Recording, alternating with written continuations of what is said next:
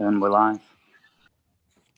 Ladies and gentlemen, welcome to another great Thursday. Business Inside the Game in partnership with the NBPA, bringing you a series of town halls. Today's town hall, the theme is dismantling inequality and the push for prison reform.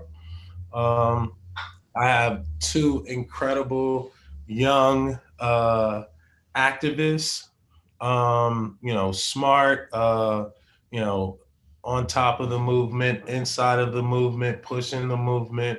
I think for us and Big is really, the reason why we partnered with the NBPA was really to, build and amplify a voice from prison reform to voting, right? And really working our way through, and doing a deep dive into these topics and not just making them just overlying themes, but to allow our panelists, right, to really give perspective on what we're talking about. And so I'd like to welcome today Chloe Cheyenne, the founder of Community X, social impact tech entrepreneur. She was recognized for her company to be a Forbes 30 Under 30 as the #1 startup of the year. Hello. She was also named one of Startup Grind top 100 global startups. Chloe, welcome to Business Inside the Game. Thank you for having me, Baron and Big, NBPA. And last but not least, for sure, my young brother, somebody I'm taking my cue from, Sterling Brown from the Milwaukee Bucks. Sterling has, been a young player who showed heart, determination, a will to, get better and also be an incredible teammate. Um, the author of Your Money Can't Silence Me, an incredible article in the Players Tribune, but also, Sterling has been in the forefront, right, of police reform, a victim of police brutality himself. While in the NBA, Sterling has been championing this cause and really just pushing the lines as far as our NBA community and our NBA brothers understanding what that means and what that feels like. So, Sterling, welcome to Business Inside the Game. Yes, sir. I appreciate y'all for having me. So I'm gonna let you start, Chloe. Just give us a little bit about, you, Community X, and your story. Sure. So I'm originally from Chicago. I graduated from Howard School of Business in 2013. And when I graduated, I had a full-time offer to join Google. So I did. I moved from the East Coast to the West Coast out to Mountain View in the Bay Area. Worked for them for a few years and ultimately resigned from my position there after the founders, Larry and Sergey, refused to do anything about Mike Brown Jr.'s murder in Ferguson. And the reason why that them not doing anything was so important to me is because I'm multiracial, but my dad is Black and he's a survivor of an extreme case of police misconduct that happened on the south side of Chicago that left him permanently handicapped with a bullet still lodged in his spine to this day. Similar to the way Breonna Taylor was murdered, Chicago police raided my grandmother's townhome in a no-knock raid, confronted my dad, opened fire on him over a dozen times, and as he was bleeding to death in the hallway of his mom's home, the officers realized that they had the wrong address and it was a case of mistaken identity. In an effort to cover up the mistake they realized they made, they planted drugs in his bedroom dresser, physically assaulted him after shooting him, threatened to murder him, and then didn't call an ambulance in hopes that he would just die. So by the time he made it to the hospital, doctors told my family he wouldn't make it through the night. He was stabilized, but then in between operations, similar to how we saw what happened with Jacob Blake, he was actually handcuffed to his hospital bed in between surgeries, which meant that by the time he left the hospital, not only did he have to begin a lifetime of physical rehab, where he had to learn how to walk again, regain all of his motor skills, eat on his own, but he also was fighting for his innocence in court against the city of Chicago until I was 10 years old. And so that's really my story, and my motivation for what I do is my dad and what he experienced. Amazing, amazing story. Tell us more about Community X. So Community X is a coalition building platform and activist toolkit. And basically what we do is we leverage AI powered algorithms to be able to understand who you are, where you are, and what specific issues matter to you, whether it's police reform, prison reform, voter engagement. And then we take that data and say, based on the things that you care about, here are other people in your local community, in your country, and around the world that you can instantly unite with and build very mobilely native, easily scalable coalitions that are ready to mobilize around calls to action. It's a mobile app that's available for download now on iOS and Android. Amazing. Thank you, Chloe. Sterling, give Yes, us, give us the 1-2.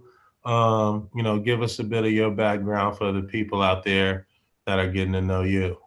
Yeah, born and raised and grew up in Maywood, Illinois. 5-10 minutes right outside the heart of the city of Chicago.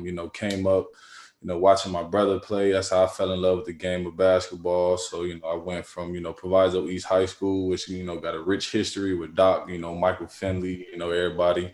Went to SMU, in Dallas, Texas, and played under Larry Brown, and with some guys in the league now, Shake Milton and everybody, Shimi Ojale, and then got drafted to the Bucks. Just been working, man, been grinding, trying to get my time, trying to find my slot in there, and that's really my story as far as basketball. That's my rise to where I'm at now, and then my rookie year, the incident happened with the police. And, since then, it's just been, me trying to educate myself and, educate the community, on how to move in certain situations, dealing with the police. And, I didn't started, a foundation. I planned on starting it before, the incident happened. But when it happened, it was actually, a good time to, launch it and everything. So I got that going. It's based in Chicago, the Salute Foundation. That stands for sacrifice, ambition, loyalty, unremitting truth, and education. And, we just, out in the community, trying to give life back, to the people and give hope back, at the same time as, letting people know that, you are something, like letting the kids pretty much know, you can do something, like, don't, let nobody tell what they can't, like, you can't do because of what they didn't do. Always keep that, that drive, that hunger, that ambition, but at the same time educate yourself, because you gotta know what you're going into to know how to deal with it. And it's going good. We done had a lot of events, partnered with a lot of good organizations, and we got a lot coming in the future. That's exciting. This feel like a all Chicago conversation, right? Yeah, man, we got time. Yeah. Well, in that case, let's drill down into Chicago, right? Let's talk about, the push for prison reform, right? But let's also talk about, we know a lot of our young brothers in Chicago are being locked up. We know that there's a lot of violence in Chicago, right? Why is this election important, right? And, what are you both doing, or what have you learned, that could ultimately be, a cry to, the people out there in Chicago looking for, partners and solutions? Chloe, go first. Shirley, yeah, go ahead. Yeah, sure. So I think the most important thing for people to know in this election, especially young people and first-time voters, is that this election is about much, much more than who becomes the next president of the United States. We all saw the debates the other night, and many of us left feeling, hopeless, and things were said by Trump. He refused to condemn the Proud Boys, who are essentially the modern day KKK, which was horrific. But not unexpected. But we also saw from, former Vice President Joe Biden that he couldn't explicitly say Black Lives Matter. And he also, believes and purported his belief that we should continue to further fund the police.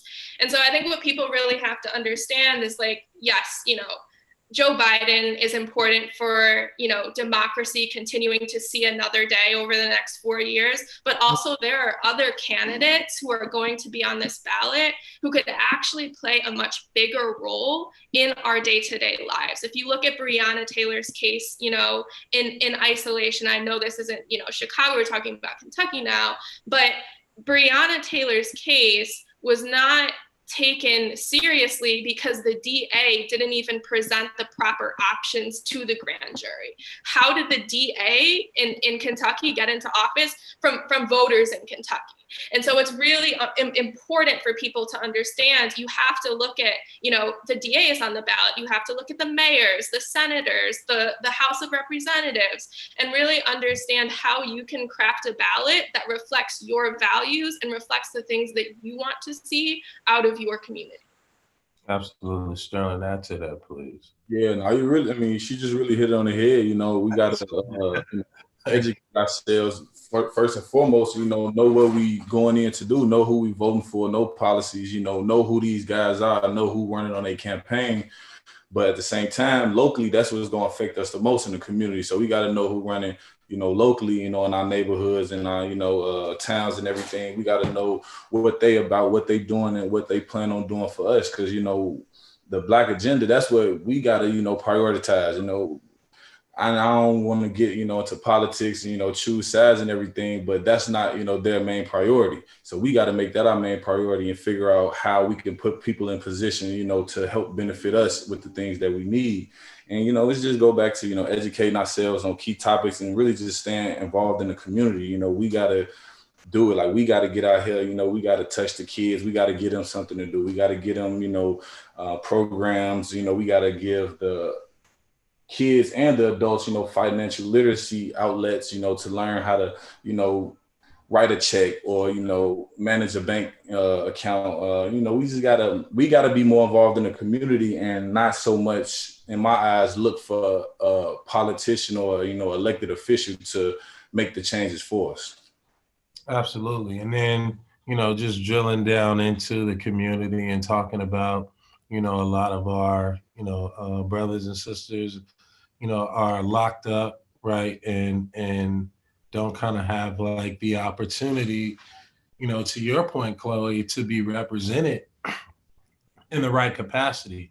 And so can you guys speak to just your fight and your push for, taking apart the system, right? How do we dismantle this system, right? And then how do we push for, the court system, right, after the voting, to be allowed to have, what people are calling prison reform, but what we would say, their rightful opportunity or their right, their right as a citizen. Go ahead, anyone. Yeah. Go ahead. Yeah, go ahead. I can start. I think, in order to understand what we need to do to dismantle the current system, we need to understand how it was created. And if you go back to Emancipation Proclamation days, and then, our people migrating throughout the country into different communities, and then the government having to step back and say, okay, now all these people are free, what do we do with them? Well, we put them in ghettos, we redline cities, we create food deserts, we create lack of access to proper healthcare and education. So that's how our cities were created, because the government intentionally did that in order to make sure that we were separated and that we weren't equally protected under the law. And so when you look at, issues like police reform or prison reform and talk about even specifically just defunding the police, you have to really understand what that means and what it would signify, even just psychologically, if a city decided to defund the police. The way police funding is spent is not it's almost 90% spent at a municipal level, which is a local level, versus a state level, which means that it's actually mayors who are deciding how to spend their police funding dollars. How is it that in a white community, police budgets are nearly half or a third of what they are in Black and brown communities? It's because in white communities, mayors want to invest in improving the infrastructure of that community and giving people opportunities. And they feel like they don't need to police as much because they're building a community in a town that they think is beautiful and prosperous. In Black communities, the reason why police budgets are so high is because they want to keep the system that they've created over the past several centuries in place. That's why 80% of the budgets are spent on police in Black and brown communities. And so when we say defund, we're not saying the police need to go away, they need to be extinct. We're saying that budgets and the way that they're spent in Black and brown communities need to mirror the way that they're spent in white communities so that there is actual equity across state lines. Sterling, your pops was a police officer, correct? So, expand upon that, just thinking about from, this whole, ripping apart what defunding the police means. What does that mean to you growing up in inner city Chicago as, having a dad as a police officer?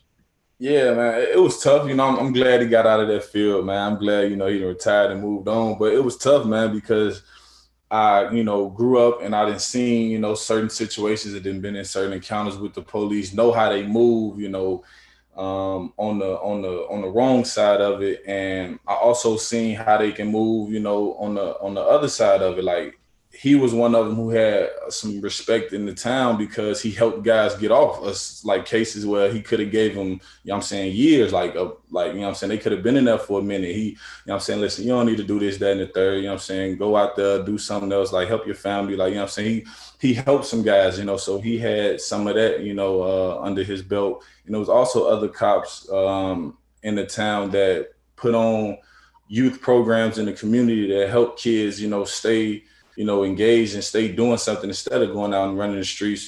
So I seen it on both sides, and me knowing, the history behind officers, I'm not, for the badge, I'm not, for what they represent, but I do have a certain degree of respect for some guys who, do wear the badge because of who they are as a person, not necessarily their job and what they do.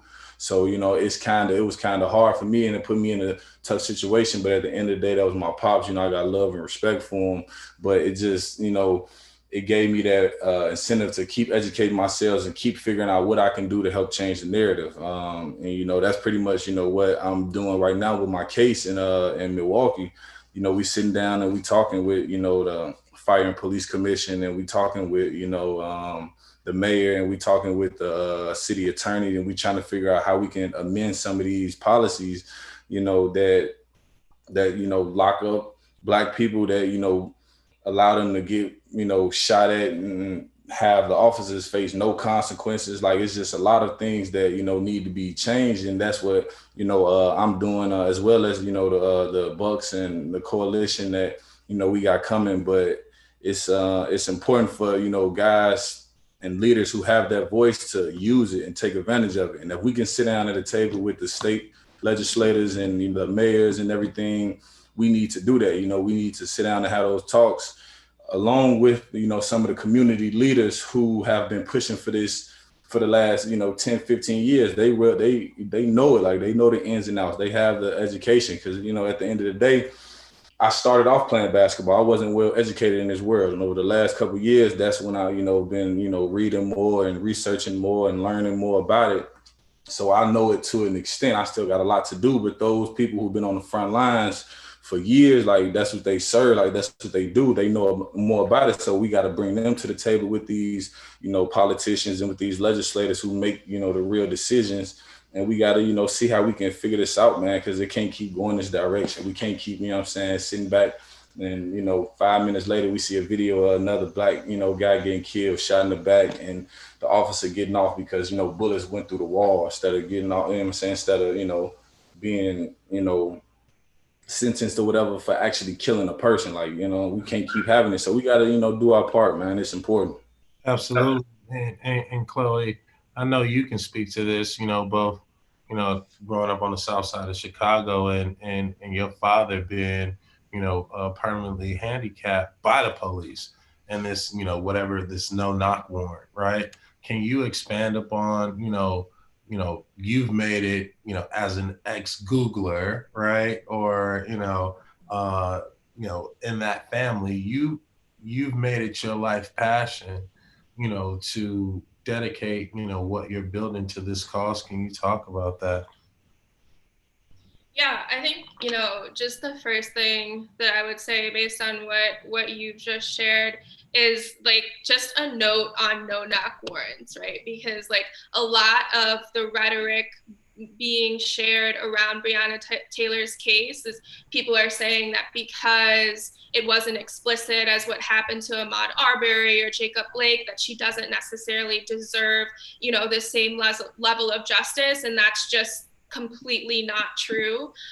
If you look at my dad's case, at the end of the day, the city settled with my family. So there is case law that does support, people like Breonna actually receiving justice. So that's the first thing, and we should of course continue to pursue justice for Breonna Taylor. The second thing that I would say is just, yeah, I mean, growing up and having to shuffle my dad back and forth from physical therapy to trial was very traumatizing. Having to watch him put on a bulletproof vest under his clothes before he would leave the house was even more traumatizing. To this day, my family and I have to watch him in pain all of the time because, again, he still has an actual bullet lodged in his spine from what happened to him almost 30 years ago. And so for me, it was always about staying focused and realizing that there were larger goals that I had for myself in life, and I just had to work really hard to get there. And so, I was always really focused in school. I got a full-time ride to Howard, and then I took several different internships throughout my time at Howard in order to get the job at Google. And then, now with Community X and, just from what I'm hearing, with what you're building and Sterling's fight on the ground, I think that, there's a golden opportunity to kind of, scale this voice, right? This voice for activism and also, leading up to, voting, right? Right. I'm a young person, right? I'm nervous about voting, right? I don't know who to vote for. All this stuff that you're saying, that Sterling is saying, legislation, I'm not ready for that, right? What are some ideas that, for, the youth that are looking to kind of, cross the line and make that initiative to vote? Because there's a lot of people out there that don't believe. Like, what would be your call to action or your advice to them, right, to get them to understand, the power that they have to vote for a lot of these things that's happening in their community? I mean, I would say locally, just do your research, man. Study, know who, is running and, know their history, know what they've done before, if they already been in office, see, the strides that they've made with their time being there, the guy that, or the person that's running against them, do your research on them, study, see what their policies are, see what their, what they want to do, what their campaign team is, trying to push for, and then go out there and make the best choice according to what you believe in. If you feel like their ideas and everything line up with yours morally and everything, like don't just go into it blindly because somebody telling you that you should go out there and vote or you should vote for this person. Like, do the research and, everything for yourself and then go out there and make that right decision. Yeah, I 100% agree with that. Register to vote, vote early if you can. If you don't feel comfortable going out to the polls, understand how you can vote by mail. And, no matter what, just by November 3rd, make your voice heard, educate yourself exactly as Sterling just suggested. and, you know, after November 3rd, continue to hold all of these candidates accountable. And then also, like, you know, what are some ideas? Like, how do, outside of voting, right? How do we root out these bad seeds, right? Because it's, yes, we're going to vote.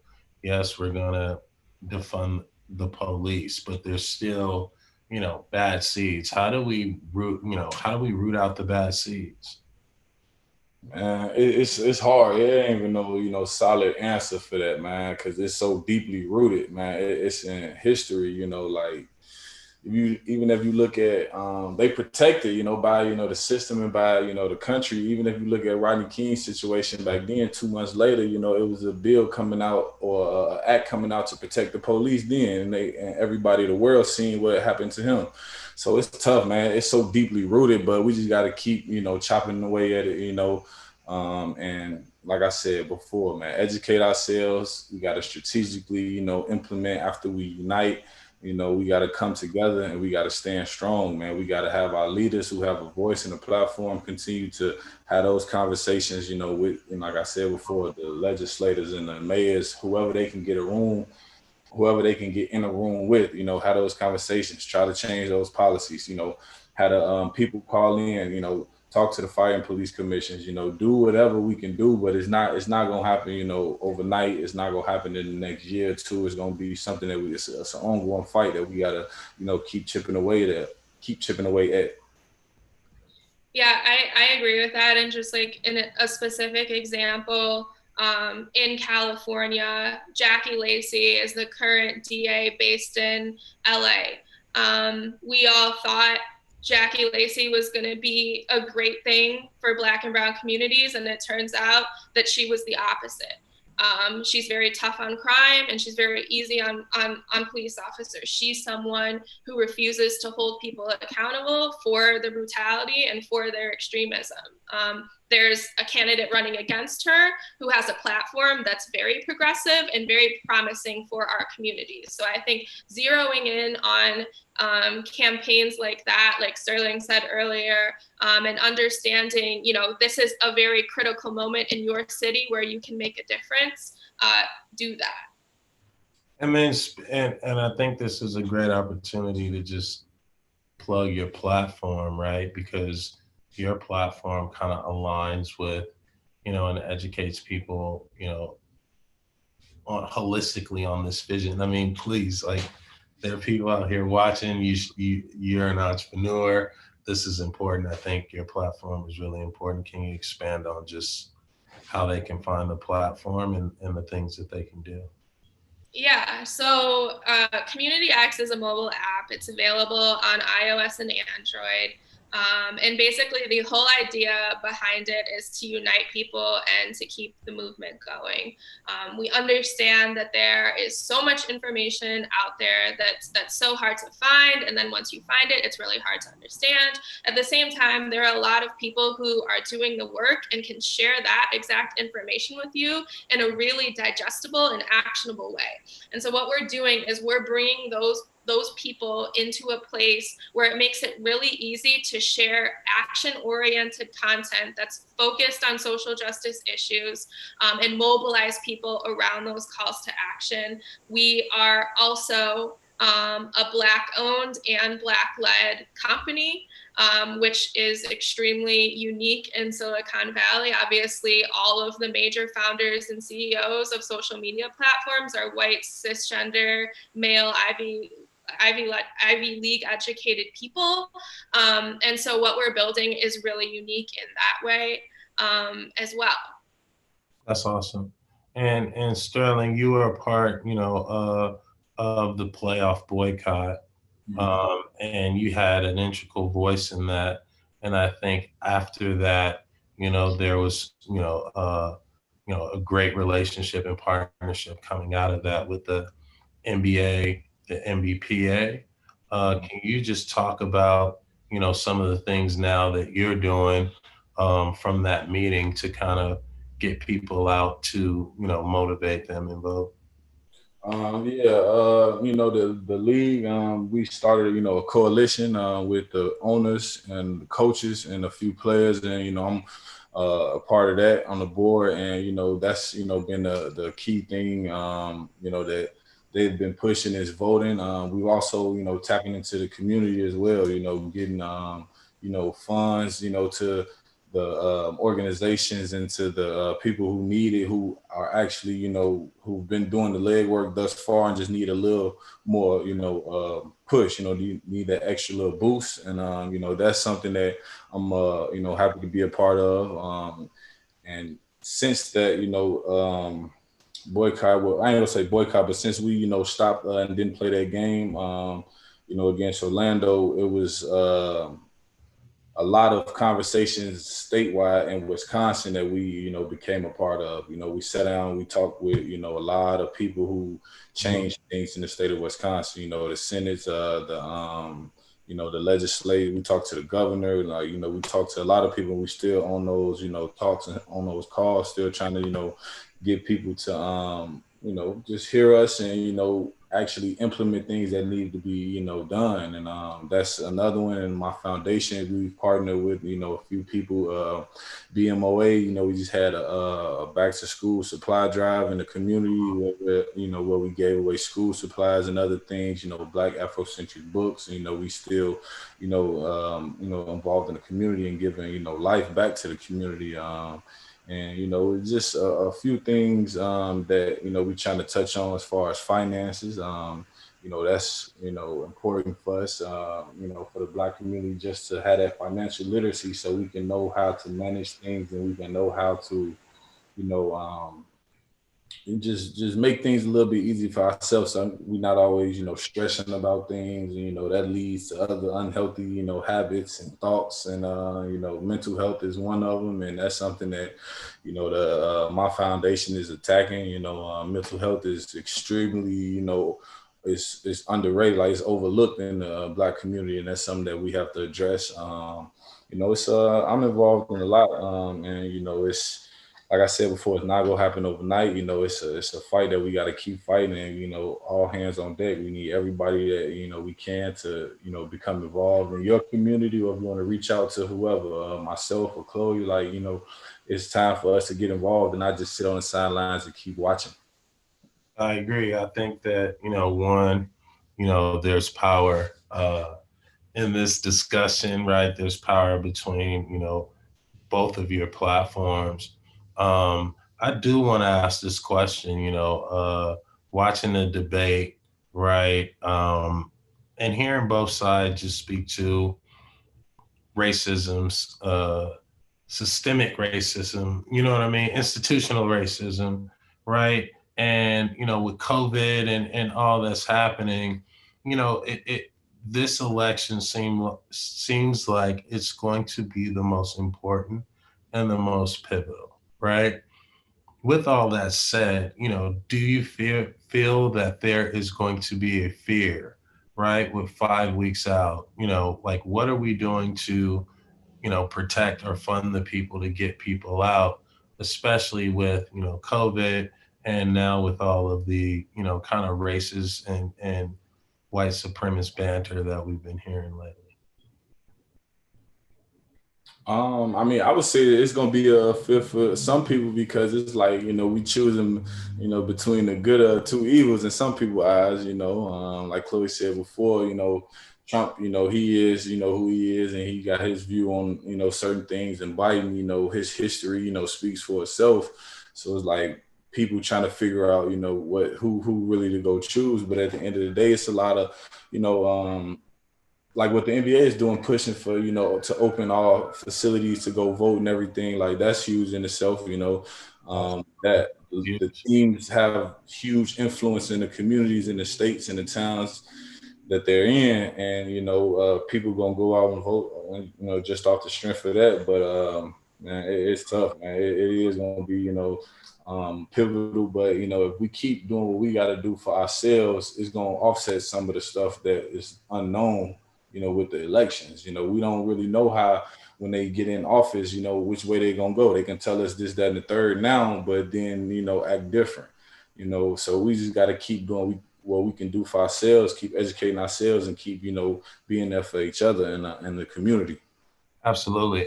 Chloe, 5 weeks out, you're working with the Florida Rights Restoration Collective, right? Can you speak on that and like the work that you're doing to help them and amplify their platform uh, through Community X? Yeah, I mean, I think if so, a couple of things. Like, one, the good news about this election is that almost 100,000 people have already voted. So that's great. Voter registration rates are at an all-time high. That's another really good thing. Again, if you don't want to go to the polls to vote, you can mail in your ballot. That's another great thing. I think, in addition to these efforts, one of the other things that we've had to work on this year is making sure that we're actually restoring people's right to vote, because they're in a country of a population of 330 million or something. There are millions of people in this country who should be able to vote, but the government took their voting rights away. And so that is, the proposition that Florida just passed is a really good example of that.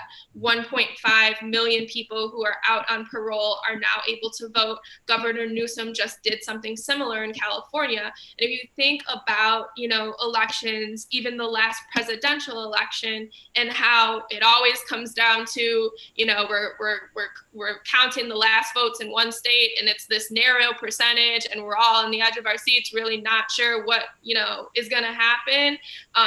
The idea of releasing 1.5 million people in one state, in the state of Florida, Right. Black and brown people who can now vote, that makes a huge difference. So that's one of the things that we're doing, and it's because this is part of the systemic dismantling that needs to be done in order to lead to equity and lead to freedom. Amazing. Amazing. And then Sterling, talk about some of the stuff that we can do towards creating more so positive solutions in the community to get people out, to vote. You guys are doing great work with opening up the arenas, right? With and partnering with the NBA. But talk about some more of the local stuff that the NBPA is doing just with the players and players like yourself. Yeah, just joining forces with different organizations that have mainly had that as their focus.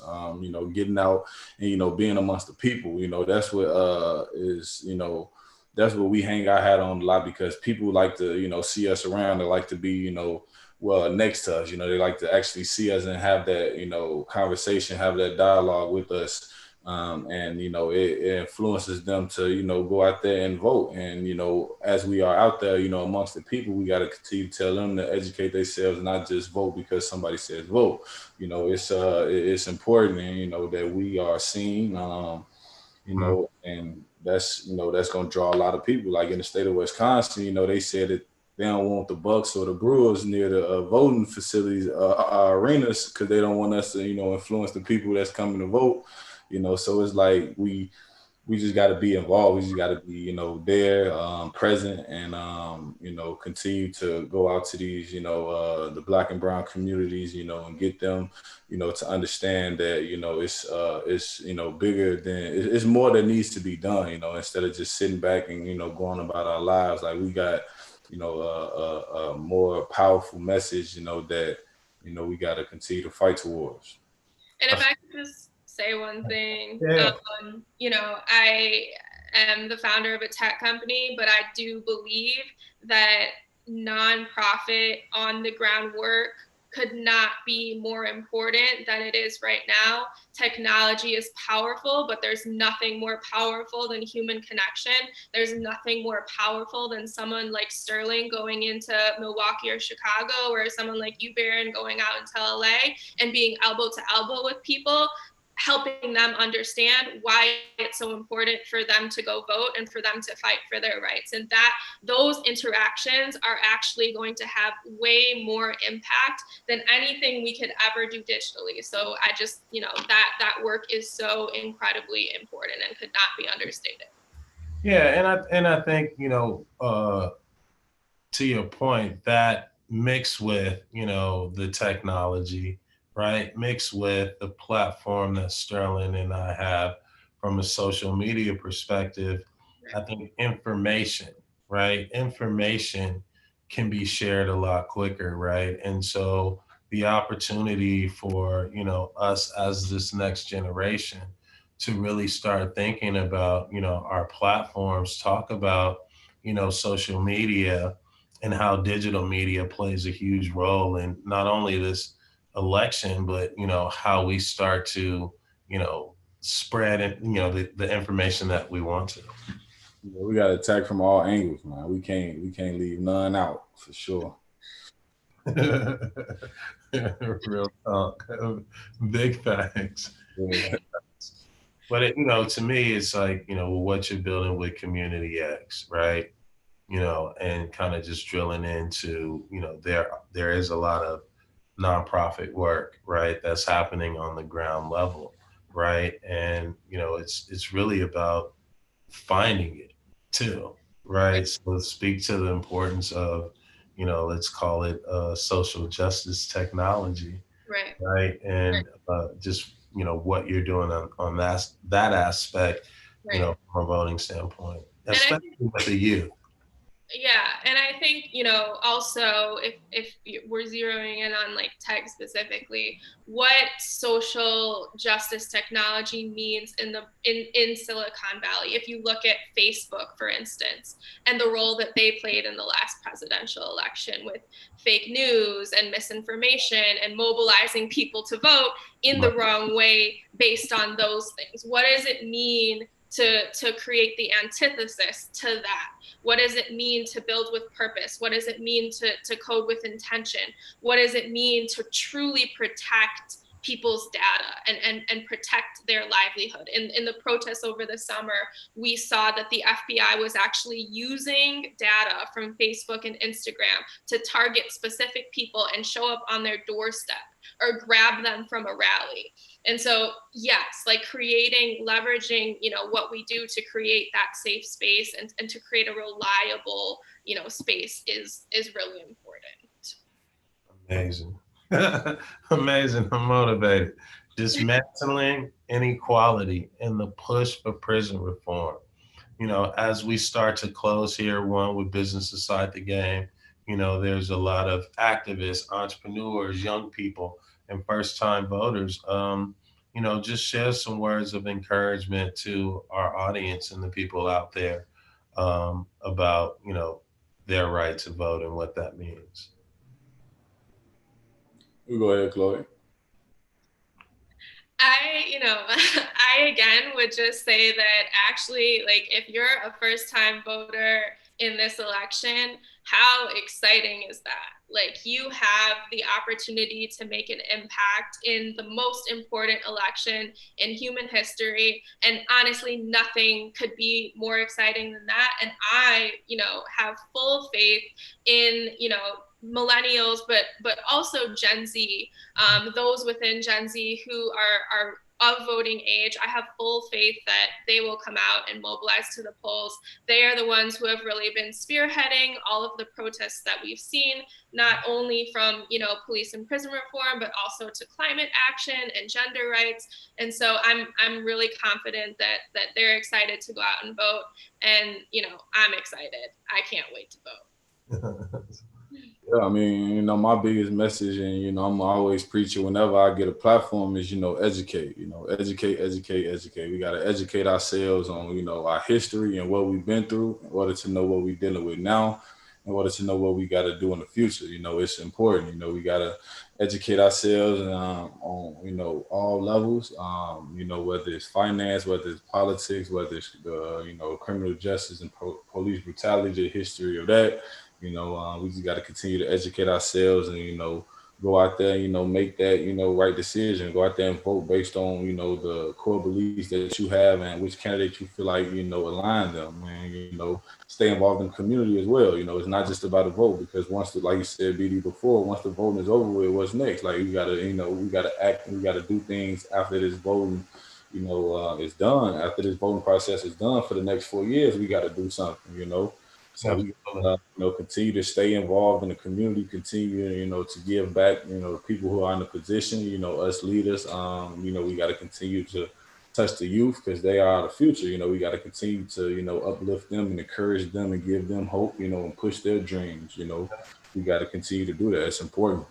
Yeah, I am for one am inspired by this conversation because, the theme was dismantling inequality and the push for prison reform, right? And as we talked about, voting and using technology and getting our hands dirty and rubbing shoulder to shoulder, but also it was, doing a deep dive on, local and hyper local, right? And bills, right? And for me, the beauty I get out of this, conversation is to kind of recap and, learn something different. And, for me, I think the opportunity to, you know, there is no reason not to learn, right? Take the power that you have, right? And use your right to vote. Take the power that you have in your community and use that right to make your community a better place.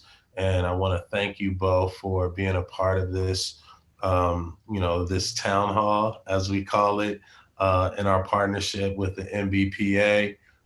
Sterling, thank you for coming. Chloe, thank you for coming. And one, before we get out of here, we always like to ask, what is your business inside the game? Meaning, what do you bring to the court that you bring to off the court? What do you use to transition from a Google to an entrepreneur? What is your core DNA? So Sterling, I start with you. What is your business inside the game and something that you can share with our entrepreneurs and people out there?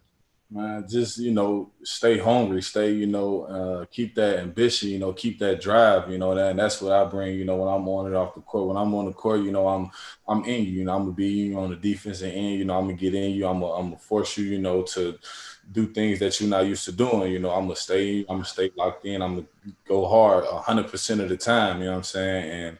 And I'm doing that off the court as well. I'm involved in a few different, committees, boards. I got a foundation. I done tapped into real estate. I done tapped into all type of things, stocks and everything. So I'm staying, I'm keeping my, foot on people's throats, man, on and off the court. Absolutely. I love that.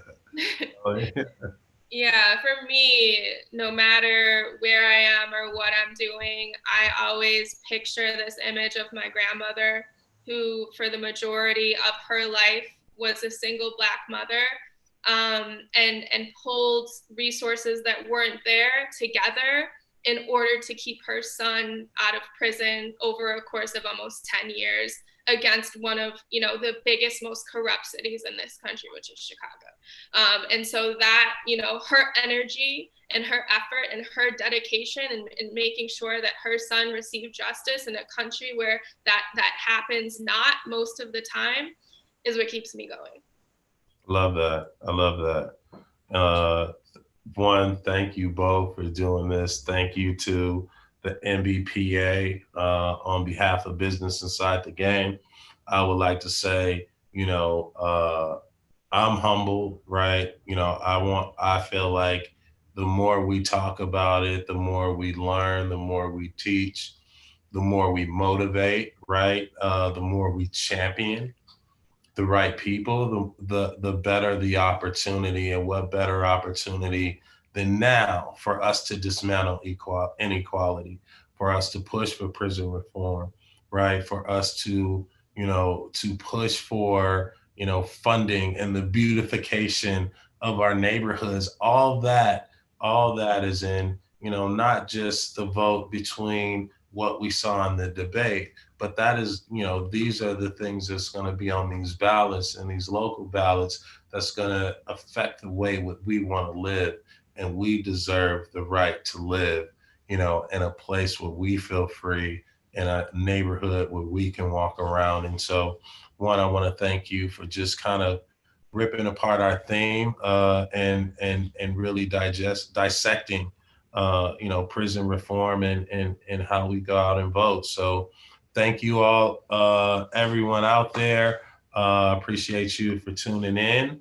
and hope to see you next week on our town hall as we talk about discussing equal access to healthcare, the importance, right?